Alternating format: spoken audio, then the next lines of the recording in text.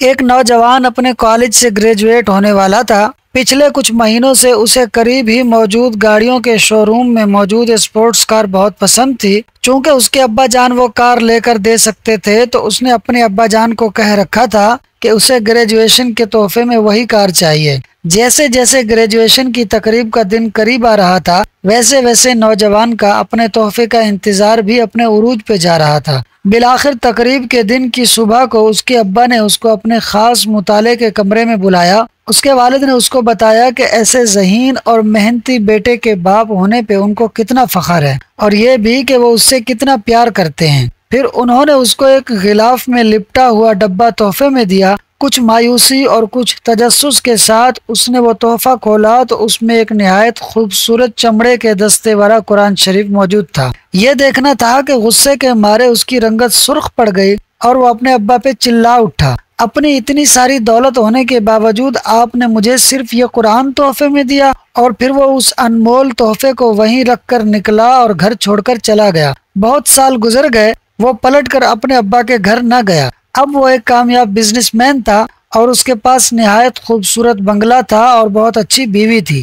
اب اسے کبھی کبھی اپنے ابا کی یاد ستاتی تھی کہ وہ بہت بوڑھے ہو چکے ہوں گے اور شاید انہیں اس کی ضرورت بھی ہوگی۔ وہ سوچتا کہ اسے اپنے ابا کو ملنے جانا چاہیے۔ اس سے پہلے کہ وہ اپنے ابا کو ملنے جاتا، ایک دن اسے اطلاع ملی کہ اس کے ابا انتقال کر گئے ہیں اور وصیت میں اپنا سب کچھ اس کے نام کر گئے ہیں۔ اسے افراتفری اور غم کے عالم میں ابا کے گھر جانا پڑ گیا۔ جب وہ ابا کے گھر پہنچا تو اس کا دل غم کی شدت سے بھر گیا اور ایک پچھتاوے کا احساس اس کے سینے میں جاگ اٹھا۔ تدفین سے فراغت کے بعد وہ اپنے ابا کے ضروری سامان کا جائزہ لے رہا تھا تو تبھی اسے وہی تحفے والا قرآن ویسے ہی بالکل نئی حالت میں رکھا ہوا ملا جیسا وہ سالوں پہلے اسے رکھ کر گیا تھا۔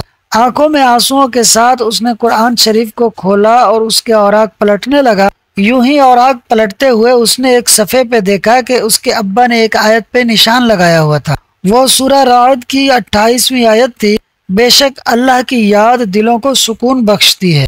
اس نے یہ آیت پڑھی تبھی قرآن کی پچھلی جانب سے کوئی چیز نیچے گری۔ وہ ایک کار کی چابی تھی، اسی کے پسند کردہ شو روم میں موجود کار کی چابی رسید کے ساتھ۔ چابی کے ساتھ موجود رسید میں اس کی گریجویشن والی تاریخ لکھی تھی اور ساتھ ہی یہ بھی لکھا تھا کہ مکمل قیمت ادا کر دی گئی ہے۔ اللہ اکبر۔ دوستو، زندگی میں کتنی ہی دفعہ ایسا ہوتا ہے کہ ہم اللہ پاک کی عطا کردہ ان گنت نعمتوں کو صرف اس وجہ سے ٹھکرا دیتے ہیں کیونکہ وہ ہماری توقعات کے مطابق نہیں ہوتی، اور بعض دفعہ جلد بازی میں غلط فیصلہ کر دیتے ہیں جس کا دکھ اور نقصان پوری زندگی ہمیں اٹھانا پڑتا ہے۔ ہر کام میں اللہ تعالیٰ کی حکمت ہوتی ہے۔ اللہ پاک ہمیں اپنے فیصلوں پر راضی رہنے والا بنائے، آمین۔ دوستو، ویڈیو اچھی لگی ہو تو فاز سنو یوٹیوب چینل کو سبسکرائب کر لیں۔